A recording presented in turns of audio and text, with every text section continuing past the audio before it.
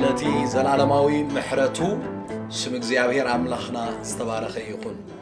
እዚ መበል 26 ክፋል መጽናዕቲ መጽሓፍ ዕብራውያን ኮይኑ እነጽንዖ ክፍሊ ድማ ምዕራፍ 8 ካብ ፍቕዲ 1 ክሳብ 6 ዘሎ ኮይኑ ብስም ጎይታ ኢየሱስ ከምብቦ እየ። ሕጂ ድማ እዚ ንብሎ ዘለና አውራ ነገሩ እዚ እዩ። ንሕናስ ኣብ ሰማያት ኣብ ዝፋን ግርማ እተቐመጠ ናይቲ ጎይታ ዳእምበር ሰብ ዘይተኸሎ መቕደስን ድንኳን ሓቅን ኣገልጋሊ ከምዚ ዝመሰለ ሊቀ ካህናት ኣሎና። ሊቀ ካህናት ዘበለ መባእን መስዋዕትን ከቕርብ ይሽየም እሞ ስለዚ ነዚ እውን ገለ ከቕርብ ክህልዎ ብግዲ እዩ። እምበኣርከ ኣብ ምድሪ እንተዝኸውንሲ ከምቲ ሕጊ ገይሮም መባእ ዘቕርቡ ስለ ዘለው ንሱ ከቶ ካህን ኣይምኾነን ነይሩ። እቲኣቶም ናይታ ሰማያዊት ምስልን ጽላሎትን ዘገልግሉ ንሙሴ እቲ ድንኳን ክገብር ክደሊ ከሎ ብራእይ ከም እተባህለሉስ ኩሉ ከምታ ኣብ ከረን ዘርአኻያ ምስሊ ክትገብሮ ኣስተብህል በሎ። ሕጂ ግና ንሱ ማእከላይ ኣብ እትሓይሽ ተስፋ እተሰረተ ዝበልጽ ኪዳን እውን ከም ዝኾነ ክሳዕ ክንድዚ ዝበልጽ ኣገልግሎት ረኸበ። እራይ ሽም እግዚአብሔር ኣምላኽና ዝተባረኸ ይኹን። ኣብዚ ናይ ሎም መዓንቲ እንሪኦ ክፍሊ ድማ ማለት ኣብ ሻምናይ ምዕራፍ ካብ ፍቕዲ 1 ክሳዕ 6 ዘሎ ኢየሱስ ኣብ ድንኳን ሓቂ ዘገልግል ዝበለጸ ካህን እዩ ዝብል ሓሳብ እዩ። ክደግሞ ኢየሱስ ኣብ ድንኳን ሓቂ ዘገልግል ዝበለጸ ካህን እዩ ዝብል ነጥቢ ክንርኢ ኢና። ነዚ ነጥቢ እዚ ንክንርኢ ድማ ጸሓፊ ናይ ዕብራውያን ነዚ ሓሳብ እዚ ኣብ ድንኳን ሓቂ ዘገልግል ዝበለጸ ካህን ዝብል ነዚ ዝድግፍ ነዚ ዘራጉድ ነጥብታት ኣብ ሰለስተ ከፋፊሉ የቕርቦም።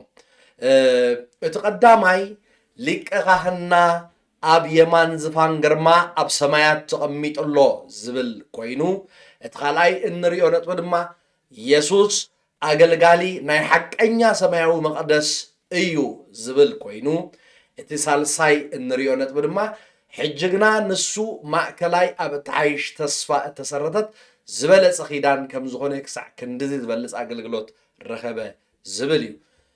ንምጅማር ኣብቲ ቀዳማይ ነጥብና ምስ እንምለስ እቲ ኢየሱስ ኣብ ድንኳን ሓቂ ዘገልግል ዝበለጸ ካህን እዩ ዝብል ነዚ ዝድግፍ ቀዳማይ ነጥብና ኣብ ፍቕዲ 1 ክሳዕ 2 ዘሎ ጥቕሲ እዩ። ሕጂ ድማ ነዚ እንብሎ ዘለና ኣውራ ነገሩ እዚ እዩ። ንሕናስ ኣብ ሰማያት ኣብ የማን ዝፋን ግርማ እተቐመጠ ናይቲ ጎይታ ዳእምበር ሰብ ዘይተኸሎ መቕደስን ድንኳን ሓቅን ኣገልጋሊ ከምዚ ዝመሰለ ካህን ኣሎና። ሽም እግዚአብሔር ኣምላኽ ተባረኸ ይኹን። እዚ ጥቕሲ እዚ ክጅምር ከሎ ሕጂ ድማ ነዚ እንብሎ ዘለና ኣውራ ነገሩ እዚ እዩ ክብል ከሎ እቲ ኣውራ ነገሩ እቲ ክሳዕ ኣብዚ ነጥቢ እዚ ክንዘራረበሉ ዝፀናሕና ክሳዕ ሕጂ ዝረኣናዮ ክሳዕ ሕጂ ዝተምሃርናዮ ወይ ዝተዘራረብናሉ ነጥቢ ድሕሪ ምዝርዛር እቲ ኣውራ ነገር ናይዚ ክሳዕ ሕጂ ዝተዘራረብናዮ ነገር እዚ እዩ ስለ ዝብል ዝል ኢልና ናብቲ ኣውራ ነገር እንታይ እዩ ትብል ቅድሚ ምጅማርና ነዚ መእተው ዝኾነና ምክንያቱ ናይቲ ኣቐዲምና ኣብ ምዕራፍ 7 ተዘራረብናዮ ነጥቢ ኩሉ ኣውራ ነገር እዚ እዩ ስለ ዝብል ኣብ ምዕራፍ 7 ከም መእተው ዝኾነና እንታይን ርኢና ነርና። ምዕራፍ 7 ኣብ 3 ከፋፊልና ርኢናዮ ነርና። ካብ 1 ክሳብ 10 ዘሎ መልከ ጸድቕ ብኽብርን ዕቤት ስብእናውን ከም ምሳሌ ክርስቶስ እዩ ዝብል ተቐዳማይ ነጥቢ።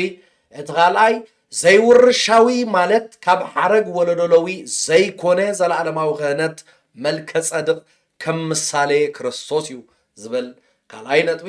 እቲ ሳልሳይ ነጥቢ ድማ ካብ ናይ አብርሃምን ለዊን ዝዓቢ ክህነት መልከ ጸድቕ ከም ምሳሌ ክህነት ኢየሱስ እዩ ዝብል ኮይኑ ኣብቲ ካልኣይ ዝረኣናዮ ክፍሊ ድማ ኣብ ምዕራፍ 7 ካብ 11 ክሳብ ፍቕዲ 14 ዘሎ ኮይኑ ሕግን ክህነት ለዋውያንን ፍጽምና ከምፁ ስለዘይ ከኣሉ ስዑርዩ ዝብል ኮይኑ እታ ሳልሰይቲ ዝረኣናያ ክፋል ድማ ኣብ ፍቅዲ 15 ክሳብ 19 ናይ 7ይ ምዕራፍ ዘሎ ኮይኑ ሓድሽ ኪዳን ብስርዓት መልከ ጸድቕ ዝኾነ ክህነት ኢየሱስን ናብ እግዚአብሔር እንቐርበላ ዝበለጸት ደገ ምዃና ይምጉት። ሕጂ እምበኣር እዚ ክፍሊ እዚ ምስ ረኣና ኣብ 7ይ ምዕራፍ ዘሎ ሓሳብ እዚ ምስ ረኣና ናይዚ ኩሉ ሕጅግና ነዚ እንብሎ ዘለና ማለት ነዚ ኣብ 7ይ ምዕራፍ ዝረኣናዮ 3 ክፋላት እቲ ኣውራ ነገሩ እዚ እዩ። ንሕናስ ኣብ ሰማያት ኣብ የማን ዝፋን ግርማ እተቐመጠ ናይቲ ጎይታ ዳኣ እምበር ሰብ ዘይተኽሎ መቕደስን ድንኳንን ሓቂ ኣገልጋሊ ከምዚ ዝመሰለ ካህናት ኣለና። ኣብዚ ቀዳማይ ነጥብና ክንርኢ ኢና ሊቀ ካህና ኣብ ሰማያት ኣብ የማን ዝፋን ግርማ ተቐሚጡ ኣሎ ዝብል ናይ ፍቅዲ ሓደ ጥቕሲ ኮይኑ ጸሓፊ መጽሓፍ ዕብራውያን ነቲ ኣብ ዝሓለፈ ምዕራፍ ዝነበረ ቀንዲ ነጥቢ እዚ እንብሎ ዘለና ኣውራ ነገሩ እዚ እዩ ብምባል ንመጎቱ ዘይከምቶም ድኹማት ወይም ብመንጽርእቶም ድኹማትን ዘይፍጹማትን ኣብ ምድራዊ ማሕደር ጥራሕ ዘገልግሉ ካህናት ለዋውያን ኣብ 728 ዘሎ ማለት ኢየሱስ እቲ ብማዕርግ መልከ ጸድቕ ዝኾነ ሊቀ ካህና ኣብ ሰማያት ኣብ የማን ዝፋን ግርማ እተቐመጠ እዩ ይብለና ኣሎ ማለት እዩ። ኣብ ሰማያት ኣብ የማን ዝፋን ግርማ ኣሎ ክንብል ከለና እንታይ ማለት እዩ? እዚ የማን ዝፋን ግርማ ዝብል ከምቲ ንኢሳያስ ኣብ ምዕራፍ 6 ካብ 1 ክሳብ 7 እተገልጸሉ እቲ የማን ዝፋን ግርማ ዝብል ሓሳብ ብኡ ምርኩስ ጌርና ክንሪኦ ኢና። እግዚአብሔር ኣብ በሪኽን ልዕል ዝበለን ዝፋን ተቐሚጡ ከሎ ርኤኽዎ። ዘፈራት ልብሱ ከዓ ነቲ መቕደስ መሊእዎ ነበረ። ኣብ ልዕሊኡ ድማ ስራፊኤል ቆይሞም ነበሩ። ነፍስ ወከፎም 6 ክንፊ ኣለዎ። በቲ 2 ንገጹ ይኸድኖ፣ በቲ 2 ድማ ንኣጋሩ ይኸድኖ፣ በቲ 2 እውን ይነፍር ነበረ። እቲ ሓደ ከዓ ነቲ ሓደ ቅዱስ ቅዱስ ቅዱስ እዩ እግዚአብሔር ጎይታ ሰራዊት ኩላ ምድሪ ብኽብሩ መሊኣ ኣላ ኢሉ ኣድሃየ። ብድምፂ እቶም ዘድህዩ እቲ መሰረት ልዳውቲ አንቀጥቀጠ፣ እታ ቤት እውን ትኪ መለአት። እምበኣር በዚ ኢሳያስ ዝረአዮ ራእይ ተመርኩዝና የማን ዝፋን ግርማ እግዚአብሔር ዝለዓለ ክብርን ሓይልን ስልጣንን ዘለዎ ቦታ እዩ። ኣብ ሰማያት ድማ ነቲ ናይ ሓቂ ማሕደር ኣምላኽ የመልክት። ሊቀ ካህና ኣብ የማን ዝፋን ግርማ ኣብ ሰማያት ተቐሚጡ ኣሎ ክንብል ከለና እምበኣር ሕጂ የማን ዝፋን ግርማ እግዚአብሔር ዝለዓለ ክብርን ሓይልን ስልጣንን ዘለዎ ቦታ ኣብዚ ቦታ እዚ ሊቀ ካህና ተቐሚጡ ክንብል ከለና ኣብ ሰማያት ዝብል ቃል ድማ ነቲ ናይ ሓቂ ማሕደር ኣምላኽ ዘመልክት እዩ። ስለዚ ንኽልቲኡ ኣላጋጊብና ክንሪኦ ከለና እግዚአብሔር ኣምላኽ ኣብ ዘለዎ ማሕደር ማለት ዝለዓለ ክብርን ሓይልን ስልጣንን ኣብኡ ዘለዎ ቦታ ኣብቲ ናይ ብሓቂ ናይ እግዚአብሔር ህልውና ዘለዎ ቦታ ሊቀ ካህና ኣብኡ እዩ ተቐሚጡ ዘሎ። ግን ኣብ የማን ዝፋን ግርማ ሰማያት ንህላወ እግዚአብሔር ዘመልክት ኮይኑ ኣብ የማን ዝፋን ግርማ ማለት ድማ ዝለዓለ ክብርን ሓይልን ስልጣንን ዘለዎ ቦታ ኣብቲ እግዚአብሔር ቅዱስ ቅዱስ ቅዱስ እግዚአብሔር ጎይታ ሰራዊት ተባሂሉ ዝምለኸሉ ዝፋን ናትና ሊቀ ካህን ኣብኡ ከም ዝተቐመጠ ንርኢ። እቲ ነዚ ስዒቡ ዝመፅእ እምበኣር ምቕማጥ እንታይ ዘስምዕ ቃል እዩ? ለዋውያን ካህናት ስርሖም ቀጻሊ ስለ ዝነበረን ፈጺሙ ስለ ዘይውዳእን ኩሉ ግዜ ኣብ ማሕደር ወይ ቤት መቕደስ ደው ይብሉ ነበሩ። ኢየሱስ ግና ምንጻሕ ኃጢአትና ምስ ገበረ ዕይኡ ወዲኡ ኣብ የማን ዝፋን ኣምላኽ ተቐመጠ ዝብል ኣብ ምዕራፍ 1 ናይ ዕብራውያን ፍቅዲ 3 ርኢና ነርና ኢና። ንምንጻሕ ኃጢአትና ክገብር ዝነበሮ ክግበር ዝነበሮ ኩሉ ገይሩ እዩ ወዲእዎ ድማ ኣብ መስቀል ድማ ልክዕ ኣብ መስቀል ተሸንኪሩ እታ መወዳእታ ዝበላ ቃል ተፈጸመ ከም ዝበለ ኣብ ወንጌል ዮሐንስ 19 ፍቕዲ 30 ንርኢ ኢና ኣብዚ ዝተፈጸመ ዝብል ቃል ኣብ ልዕልቲ ፍጹም ዝኾነ ናይ መተዓረቂ መስዋዕቲ ናይ ጎይታና ኢየሱስ ክርስቶስ ዝኾነ ነገር ክውስኽ ከም ዘይክእልን ፍጹም ጎይታ ኢየሱስ ክርስቶስ ስርሑ ኣብ መስቀል ከም ዝፈጸመን ምንጻሕ ኃጢአትና ከም ዝገበረን ዝኾነ ይኹን ነቲ ናይ መስቀል ውዕለቱ ብሰብኣዊ ጻዕሪ ንምምላእ ዝግበር ፈተነ ነቲ ዝተዛዘመ ናይ መስቀል ስራሕ ዘናኣእስን እዩ እዚ ምናኣእስ ድማ ሓደ ንምሳሌ ክንርኢ ሓደ ካብቶም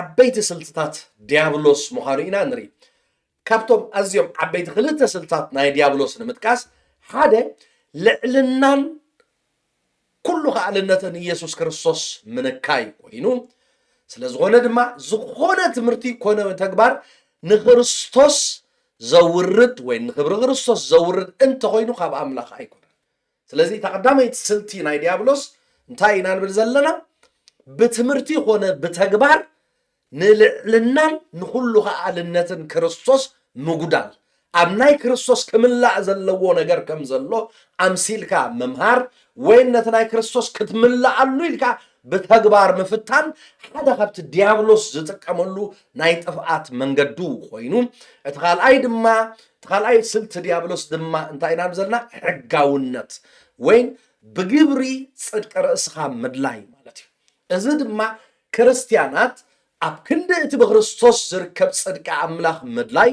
ብምሕላው ሕጋጋትን ስርዓታትን ጽድቂ ርእሶም ክደልዩ ምግባር ማለት እዩ ኣድህቦና ኣብ እንሕልዎ ግዳማዊ ሕጋጋትን ስርዓታትን ክንጸንዕ ከለና ማለት እዩ እዚ ክንገብር ከለና ብባህሪ ዝበርታዕና ወይ ብርቱዓት ክርስቲያናት ኮይኑ ክስማዓና ይኽእል እዩ ነገር ግና ነቲ ማእከል እምነትና ዝኾነ ክርስቶስ ሙሉእ ብሙሉእ ክንስሕቶ ንኽእል ኢና ስለዚ ትውክልትና ኣብቲ እተወድአ ኣብቲ ተፈጸመ ምስ በለ ምንጻሕ ኃጢአትና ዝገበረ ኩሉ ነገር ስርሑ ኣብ መስቀል ዝዛዘመ ትውክልትና ኣብኡ ደኣ እምበር ኣብ ግብርና ወይ ንሕና ብንገብሮ ወይ ብንፍጽሞም ብንሕልዎም ሕጋጋትን ስርዓታትን ትውክልትና ክንገብር የብልናን ማለት እዩ ስለዚ እንታይ ኢና ንብል ዘለና ጎይታ ኢየሱስ ኣብ የማን ዝፋን ግርማ ኣብ ሰማያት እተቐመጠ ክንብል ከለና ኣብቲ ናይ እግዚኣብሔር ህልውና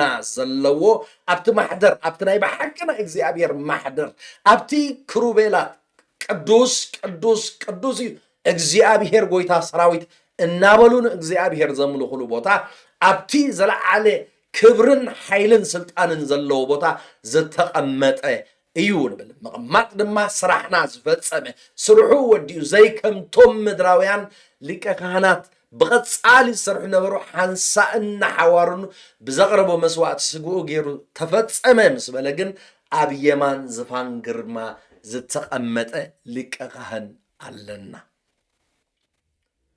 እቲ ካልኣይ እንሪኦ ነጥቢ ድማ ኢየሱስ ኣገልጋሊ ናይ ሓቀኛ ሰማያዊ መቕደስ እዩ ነገር ግና እዚ ቅድሚ ምባለይ ቅድሚ ዘን ክልተ ዝዘርዘርክዎን ዲያብሎሳዊ መንገዲ ልዕልናን ኩሉ ኸኣልነት ኢየሱስ ክርስቶስ ምንካይን እዩ ዝብል ቁጥሪ ሓደ ካልኣይ ከዓ ሕግን ስርዓታትን ብምፍጻም ጽድቂ ርእስኻ ምድላይነት ናይ ክርስቶስ ምሕዳግ ወይ ሌጋሊዝም ንብሎ ወይ ሕጋውነት ክንብሎ ንኽእል ኢና እዚ ድሕሪ ምባል ኢየሱስ ክርስቶስ ኣብ የማን ዝፋን ግርማ ኣብ ሰማያት ተቐመጠ እዩ ኢሉ ክነግረና ከሎ እቲ መልእኽቲ እምበኣር ንጹር እዩ ከምዚ ዝበለ ክብሩን ልዑልን ሊቀ ካህን እናሃለወና ንምንታይ ናብቲ ድሑር ስርዓት ወይ ናብቲ ዝጎደለ ናብቲ ክንድቲ ናይ ክርስቶስ ዘይኮነ ደረጁ ዝተሓተ ምንጻሕ ኃጢአት ክፍጽም ዘይክእል ንግዚኡ ጥራሕ ምትዕራቕ ዝገብር ዝነበረ ስርዓት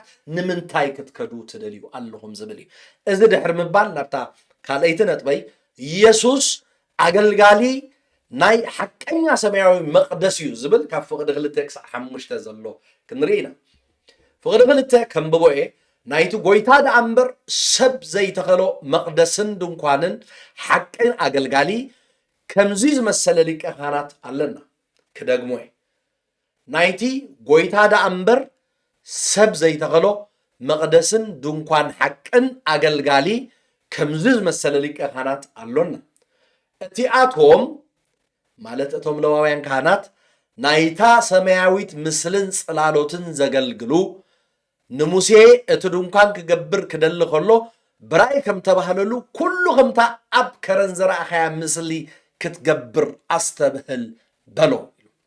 ብመጀመርታ ድንኳን መቕደስ ማሕደር ዝብል ክንርኢ ወይ ነቲ ክንርኢ ደሊ ብመጀመርታ ትርጉም ማሕደር ማለት እቲ ኣምላኽ ንሙሴ ኣብ በረኻ ክሃንጾ ዝኣዘዞ ተንቀሳቐሲ ቤት መቕደስ ኣይሁድ ኮይኑ ኣብ ዘጸአት 25:4 ክንሪኦ ንኽእል ኢና ሰለስተ ክፍልታት ዝሓዘ እዩ። እቲ ቀዳማይ ክፍሎ ኣጸድ እዩ፣ ንዑ ሓሊፍካ ቅድስተ፣ ንዑ ሓሊፍካ እቲ ውሽጣዊ ክፍሊ እቲ ማሕደር እግዚኣብሔር ዘለዎ ድማ ቅድስተ ቅዱሳን ተባሂሉ ይጥቀስ። ስለዚ ማሕደር ሰለስተ ክፍሊ ኣለዎ። ኣጸድ ቅድስተ ቅዱሳን ኢና ዝብላ። እዚ ምድራዊ ማሕደር እዚ ጽላሎት ጥራሕ እዩ። እቲ ኣይሁዳውያን ጼሮሞ ዝኸዱ ክዕርፉ ከለዉ ዝተኸልዎ ዝነበሩ ድንኳን ወይ ማሕደር እዚ ጽላሎት ናይቲ ሰማያዊ ሪያሊቲ እዩ ዝብለና ዘሎ። እቲ ሓቀኛ መቕደስን ማሕደር ኣምላኽን ግና ኣብ ሰማይ እዩ። መቕደስ ዝብል ቃል ንቅድስተ ቅዱሳን ወይ እቲ ናይ እግዚኣብሔር ክብሪ ወይ እቲ ናይ እግዚኣብሔር ህልውና ዘለዎ ክፋል ናይቲ መቕደስ እዩ። ኢየሱስ ኣብ የማን ኣምላኽ ተቐሚጡ እኳ እንተበሎ ዘይንጡፍ ግና ኣይኮነ። ኣብ ሰማይ ኮይኑ ግና ክህነታዊ ኣገልግሎቱ ይቕጽል ኣሎ። ጸሓፊ ኣብ ፍቕዲ 2 ፍቕዲ 5 ዘሎ ሓሳባት ንሰማያዊ መቕደስ ክውንነት ወይ ወድዓዊ ኩንነት ምዃኑ ክስምር ከሎ ሪያሊቲ ሓቂ እቲ ናይ ሰማይ መቕደስ እቲ ናይ ብሓቂ ናይ እግዚኣብሔር ማሕደር ወድዓዊ ኩነት ምዃኑ ክስምረሉ ከሎ ምድራዊ ማሕበር ግን እዛ ተጼራ ትኸይ ዝነበረት ድንኳን ግን ጽላሎት ናይቲ ወድዓዊ ነገር እያ ማለት እዩ። ብኻልእ ኣዘራርባ እዛ ምድራዊት ማሕደር እዛ ሰማያዊት መቕደስ ኣነ ወይ ንስኹም ኢልኩም ተሓሲብኩማ እታ ምድራዊት ማሕደር ድማ ጽላሎት ናትኩም ወይ ጽላሎት ናተይ ማለት እዩ። ስለዚ እንታይ እዩ ዘሎ እታ ወድዓዊት እታ ሓቀኛ እቲ ሪያሊቲ እቲ ኣብ ሰማይ ዘሎ ቤት መቕደስ ክኸውን ከሎ ንዑ ዘንጸባርቕ ንዑ ሪፍሌክት ክገብር ዝኽእል ንዑ ክገልጽ ዝኽእል ምድራዊ ድንኳን ድማ ነይሩ ማለት እዩ። ስለዚ ጸሓፊ ሰማያዊ መቕደስ ክውንነት ወድዓዊ ምዃኑ ክምስምረሉ ከሎ ምድራዊ ማሕደር ግና ቀዳሕን ጽላሎት ናይቲ ሓቀኛ ክውንነት ሰማያዊ መቕደስን ምዃኑ የነጽር። ነዚ ንምርጓድ ድማ እዩ ኣብ ዘጸአት 25:4 ከምቲ ኣብቲ ኸረን እተራእካ ምስልታቱ ክትገብሮ ከዓ ጠምቶ በሎ። ስለዚ እግዚኣብሔር ሓደ ነገር እዩ ዝርዮ ንሙሴ ኣብ ምድሪ እዚ ኣሳይመንት ዝኽቦ ከሎ እዚ ቤት መቕደስ እዚ ክሰርሕ ነዚ ማሕደር እዚ ክገብር ከሎ ሙሴ ብሃንደበት ኣብ ርእሱ ብዝመፀ ሓሳብ ዘይኮነ ኣብቲ ኸረን ኮይኑ እግዚኣብሔር ብዘርኣዮ ራእይ ነታ ሰማያዊት ነገር ነቲ እግዚኣብሔር ኣብ ምድሪ ክገልጾ ዝደለየ ሓሳብ ንዑ ብምልኣት ዝገልጽ ነገር ኣብ ከረን ኮይኑ ካብ ሰማይ ተቐቢሉ ኣብዚ ምድሪ ከሎ ክንሰርሕ ኢና ንርኢ። ስዒቡ ድማ ሙሴ ነቲ ማሕደር ከምቲ ኣብቲ ኸረን ኣምላኽ ዝራእዮ ቅዲ ገይሩ ክሃንጹ ከዓ ንርኢ ማለት እዩ። እቲ ኣምላኽ ንሙሴ ዝሃቦ ንድፊ እቲ ማሕደር ብዛዕባ ኢየሱስ መን ምዃኑን እንታይ ክገብር ከም ዝመጽን ፍሉይ ሓቅታት ንምግላጽ ዝዓለመ ድማ እዩ። ስለዚ እቲ ቤት መቕደስ ከምቲ ዘለዎ ባዕሉ መልእኽቲ ክኸውን ኣይክእልን እዩ።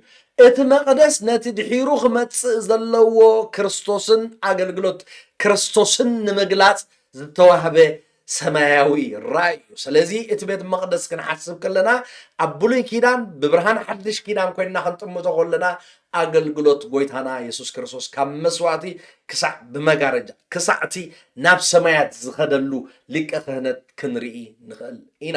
ስለዚ ነዚ ክገልጽ ክደሊ ከሎ ንሙሴ ኣብ ከረን ወሲዱ እዛ ኣርእይዎ። ስለዚ ሰማያት ክንብል ከለና እቲ ወድዓዊ ኩነት እቲ ናይ ሓቀኛ እቲ ሪያሊቲ ክኸውን ከሎ እዛ ኣብ ምድሪ ዘሎ ማሕደር ድማ ጽላሎት ወይን أرأيا وين نصبرق نعوه تصبرق نعوه قال زخل حساب مخانو إنا النرئي مالتي أزد ما دروت زي محضر زي مدراو محضر زي دروت مدراو سئلي نايت سماوي منفساوي حقتات يونيرو كموس لزغون دما اتم مدراو محضر زغلغلو زنبرو لواويان كانت كابتي ابت حقيا سماوي محضر املاح زغلغل لك كانت يتحتو ايوم ويدما ጎይታ ኢየሱስ እቲ ኣብ ሓቀኛ ሰማያዊ ማሕደር ኣምላኽ ዘገልግል ሊቀ ካህን ካብቶም ኣብታ ምድራዊት ማሕደር ማለት ካብቶም ኣብ ጽላሎት ዘገልግሉ ሊቀ ካህናት ይበልጽ እዩ። ስለዚ እንታይ ኢና ንብዘልና ኢየሱስ ክርስቶስ እቲ ሊቀ ካህንና ኣገልጋሊ ናይ ሓቀኛ ሰማያዊ ማሕደር ኣምላኽ እዩ። እቶም ለዋውያን ካህናት ከ ለዋውያን ካህናት ድማ ነታ ምድራዊት ማሕደር ማለት ነታ ጽላሎት ናይታ ሰማያዊ ናይቲ ሪያሊቲ ዘይኮነስ ነቲ ጽላሎት ናይቲ ኽውንነት ኣብኡ የገልግሉ ብምንባሮም ጎይታ ኢየሱስ ክርስቶስ ኣብቲ ሓቀኛ ማሕደር እቲ ቅዱስ ኣምላኽ ዘገልግል ብምዃኑ ካብቶም ለዋውያን ካህናት ይበልጽ እዩ። እቲ ቀዳማይ ነጥብና ሊቀ ካህንና ጎይታ ኢየሱስ ማለት ኣብ የማን ዝፋን ግርማ ኣምላኽ ዝተቐመጠ ኣብ ሰማያት እዩ ኢልናዮ። እቲ ካልኣይ ከዓ ኣገልጋሊ ሓቀኛ ሰማያዊ መቕደስ እዩ ንብል ኣለና ማለት እዩ። እቲ ኣብ ፍቕዲ 3 እንሪኦ ጥቕሲ ግን ሊቀ ካህን ዘበለ መባእን መስዋዕትን ከቕርብ ይሽየም እዩ እሞ ስለዚ ነዚ እውን ገለ ከቕርብ ክህልዎ ብግዲ እዩ ኢሉ እዚ ኣብ 8 ምዕራፍ ፍቕዲ 3 ተጠቂሱ ዘሎ ጥቕሲ ጸሓፊ ናይ ዕብራውያን ነቲ ኣብ 5 ምዕራፍ ፍቕዲ 1 ካብ ማእከል ሰብ እተወልደ ሊቀ ካህናት ዘበለስ መባእን ሕሩድን ስለ ሓጢአት ምእንቲ ክስውእ ብናይ ኣምላኽ ነገር ስለ ሰብ እዩ ዝሽየም ዝብል ብቐጥታ ኮት ከም ዝገበሮ ኢና ንርኢ። እዚ ማለት ድማ ሊቀ ካህን መባእን መስዋዕትን ከቕርቡ ኣለዎም ዝብል ረቋሒ ኣገልግሎት ካህናት ደጊሙ ብምጥቃስ ኢየሱስ ድማ ንርእሱ ሓንሳእና ሓዋርን መስዋዕቲ ገይሩ ከም ዝወፈየ ኣብ 7 ምዕራፍ 10 ፍቕዲ 27 ንርእሱ መስዋዕቲ ምስ ወፈየ ሓንሳእን ናሓዋሩን ገበሮ ዝብል ይገልጾ። ስለዚ ጎይታና ኢየሱስ ክርስቶስ እቲ ካህን መስዋዕትን መባእን ስለ ሓጢአት ክቕርብ ግዴታ እዩ እንተኢልና ጎይታና ኢየሱስ ክርስቶስ ዘይከምቶም ለዋውያን ካህናት መስዋዕቲ ሕሩድ ሒዞም ዝመፁ ጎይታና ኢየሱስ ክርስቶስ ከዓ እንታይ ገይሩ ርእሱ ደም ማራዊሕ ዲበላታት ኣባጊዕ ረጋቢት ዘይኮነ ደም ርእሱ ንመስዋዕቲ ወፍዩ ሓንሳእን ናሓዋሩን ገበሮ ኢሉ ናይቶም ለዋውያን ክህነት ኣብ ዓመቱ እናመፁ ሓደ ግዜ ኣብ ዓመት እናመፁ ዘገልግልዎ ኣገልግሎት ክኸውን ከሎ ናይ ጎይታና ኢየሱስ ክርስቶስ ግን ንርእሱ እቲ መስዋዕቲ ዘይከም ናይቲኣቶም ናይ ገዛእ ርእሱ እቲኣቶም ስለ ርእሶም ሓጢአት ከቕርቡ ከለዉ ጎይታ ኢየሱስ ግን ስለ ርእሱ ዘቕርቦ ሓጢአት ኣይነበሮን መስዋዕቲ ኣይነበሮን። ነገር ግና እቲ ጻድቕ ነፍሱ ንመስዋዕቲ ኣወፍዩ ሓንሳእን ናሓዋርን ገበሮ። ኣብ ፍቕዲ 4 ከዓ እምበኣርከ ኣብ ምድሪ እንተዝኸውን ከምቲ ሕጊ ገይሮም መባእ ዘቕርቡ ስለ ዘለዉ ንሱ ከቶ ካህን ኣይምኾነን ነይሩ ኢሉ ጸሓፊ ናብዚ ኢየሱስ ካብ ነገድ ሌዊ ስለ ዘይመፀ ከም ምድራዊ ካህን ኮይኑ ከገልግል ከም ዘይከኣለ ይገልጽ። ስለዚ ድማ ክህነታዊ ኣገልግሎት ኢየሱስ ኣብ ምድሪ ዘይኮነስ ኣብ ሰማያት ክፍጸም ኣለዎ። ክደግሞ እየ ጸሓፊ ናይ ዕብራውያን ኣብ ፍቕዲ 4 ኢየሱስ ካብ ነገድ ሌዊ ስለ ዘይመፀ ከም ምድራዊ ካህን ኮይኑ ከገልግል ከም ዘይከኣለ ይገልጽ። ስለ ዝኾነ ድማ ክህነታዊ ኣገልግሎት ኢየሱስ ኣብ ምድሪ ዘይኮነ ኣብ ሰማያት ክፍጸም ኣለዎ። ክሳብዛ ጥቕሲ እዚኣ ሕጂ ጸሓፊ ሊቀ ካህንና ኣብ ሰማያት ኣብ የማን ዝፋን ግርማ ተቐሚጡ ኣሎ ኢሉ ኢየሱስ ኣብታ ጸላሎት ጥራሕ ኣብ ዝኾነት ምድራዊት ማሕደር ኣብ ክንዲ ዘገልግል ኣብቲ ሓቀኛ ሰማያዊ ማሕደር ኣብቲ ዝፋን ክርቢ ኣብቲ ዝፋን ግርማ ኣምላኽ ዘለዎ ኣብቲ ቅዱስ ቅዱስ እግዚአብሔር ጎይታ ሰራዊት እናበሉ እልፍ አእላፋት መላእክቲ ወርሽብ ዝገብርሉ ክህነቱ ኣብ የማን ዝፋን ግርማ ኣብ ሰማያት ይቕፅል ኣሎ ኢሉ ድሕሪ ምምጓት ኣብ ፍቕዲ 6 ሕጂ መደምደምታ ናይቲ ክሳዕ ሕጂ ዝበሎን መእተዊ ናይቲ ክብሎ ደልዩ ዘሎ ብሕጅን ዝኸውን ቃል የሕልፈና ማለት እዩ። ኣብ ፍቕዲ 6 ሕጂ ግና ንሱ ማእከላይ ኣብ እትሓይሽ ተስፋ እተሰረተ ዝበልፅ ኪዳን እውን ከም ዝኾነ ክሳዕ ክንድዚ ዝበልፅ ኣገልግሎት ረኸበ ዝብል እዚ ማለት መጀመርያ እዚ ቅድሚ ምባለይ ናብተን ክልተ ነጥቢ ክንሪአን ኢና እንታይ እዩ ዘለኹ ሊቀ ካህና ኣብ የማን ዝፋን ግርማ ኣብ ሰማያት ተቐሚጡሎ ኢልና ነጥቢ ቁፅሪ 1 ርኢና ኣለና። ነጥቢ ቁፅሪ 2 ከዓ ነጥቢ ቁፅሪ 2 ድማ እንታይ ኢና ኢልና ዘለና ንሱ ሊቀ ካህና ማለት ኣብ የማን ዝፋን ግርማ ኣብ ሰማያት ተቐሚጡሎ ኢልና ቁፅሪ 1 ኣሚን ሶሪ ኣብ ቁፅሪ 2 ድማ ኢየሱስ ኣገልጋሊ ናይ ሓቀኛ ሰማያዊ መቅደስ እዩ ዝብል ካልኣይ ነጥቢ ርኢና ኣለና። እታ ሳልሰይቲ እንሪኣ ነጥቢ ድማ ሕጂ ግና ኢየሱስ ኣብ ዝሓሸ ኺዳን ዝተሃንፀን ኣብ ዝሓሸ ተስፋን ዝተመስረተን ዝለዓለ ክህነት ይመርሕ ኣሎ።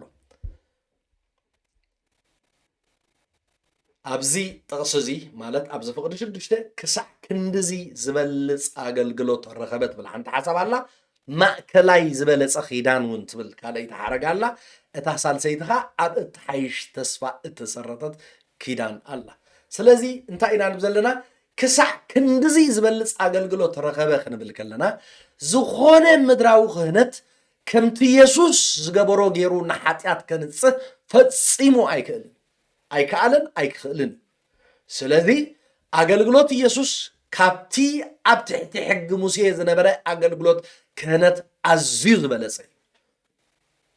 እታ ካልአይቲ እንሪኣ ድማ ማእከላይ ዝበለፀ ኺዳን እዩ። እቲ መጀመርያ እቲ ማእከላይ ዝብል ወይ መንጎኛ ዝብል ሓሳብ ወይ ካብ ናይ ጥንቲ ቋንቋ ግሪክ ዝመፀ መሲተስ ካብ ዝብል ናይ ግሪክ ቃል ዝመፀ ኮይኑ ትርጉሙ ድማ ኣብ መንጎ ክልተ ሰባት ኣብ ማእከል ደው ኢሉ ዘራኽቦ መንጎኛ ከም ንብሎ ኣብ ቋንቋ ትግርኛ ማለት እዩ።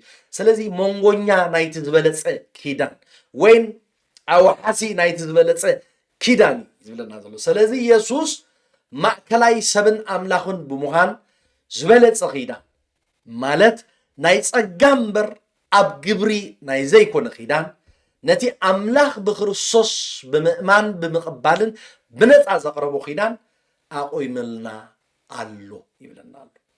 እታ ሳልሰይቲ እንሪኣ ነጥቢ ድማ ኣብ እትሓይሽ ተስፋ እተሰረተ ኣብ ዝሓይሽ ተስፋ እተሰረተ ማለት ኢየሱስ ካብቲ ኣብ ብሉይ ኪዳን ካብ ዘሎ ተስፋታት ኣዝዩ ብዝበልፅ ተስፋታት ይህበና ማለት እዩ። ተስፋታቱ ድማ መንፈስ ቅዱስ ኣቢሉ ኣብ ልብና ክውንን ህያውን ይኸውን እሞ ኣብቲ ዝጸልመተን ዝኸበደን ህሞት ናይ ህይወትና የበርትዓና እዩ። ኢየሱስ ኣብ ክንዲ ፍርድን ምፍርራሕን ኩነኔን መርገም ዘይግባአና ጸጋን በረኸትን ንዝህበና ሓድሽ ኪዳን ንሱ ማእከላይ ናይዚ ዝኾነ ኣብዚ ዝሓሸ ተስፋ ዝህብ ኪዳን እሱ ዘማእክሎ ንሱ ዘውሕሶ ንሱ ክፍጸም ዝገብሮ ዝበለፀ ኣገልግሎት ክህነት ኣለዎ። ንምጥቕላል ጎይታና ኢየሱስ ሊቀ ካህና ማለት እዩ ኣብ የማን ዝፋን ግርማ ኣብ ሰማያት ተቐሚጡ ስለ ዘሎ ጎይታና ኢየሱስ ሊቀ ካህና ማለት ኣገልጋሊ ናይ ሓቀኛ ሰማያዊ መቅደስ ስለ ዝኾነ ኢየሱስ ኣብ ዝሓሸ ኺዳን ዝተሃንፀን ኣብ ዝሓሸ ተስፋን ዝተመሰረተ ዝለዓለ ክህነት ስለ ዝመርሕ ካብ ሌዋውያን ካህናት ይበልፅ። ስለዚ ሓደ ነገር ብምዝራብ ናይ ሎሚ ትምህርተይ ኣብዚ ክጠቓልሎ እዩ። እዚ ኣብ ሰማያት ኣብ የማን ዝፋን ግርማ ኣብቲ እልፊ ኣእላፍ መላእኽቲ ቅዱስ ቅዱስ እግዚኣብሔር ጎይታ ሰራዊት እናበሉ ዘምልኹሉ ስፍራ ኣብቲ ምድራዊ ጽላሎት ዘይኮነሲ ኣብቲ ናይ ብሓቂ እግዚኣብሔር ስልጣኑን ክብሩን ግርማውን ዘለዎ ቦታ ኣብኡ ዝተቐመጠ ሊቀ ካህናት እዚ መንጎኛ ሓድሽ ኪዳን ዝኾነ ኢየሱስ ማእከል ክርስቲያናዊ ህይወትካ ወይን ህይወትኪ ዶ ኮይኑ ኣሎ ብዝብል ሕቶ ሓዲገ በዚ ናይ ሎማዓንቲ መጽናዕትና ክነጠቓልል ኢና። እግዚአብሔር ይባርኽኩም።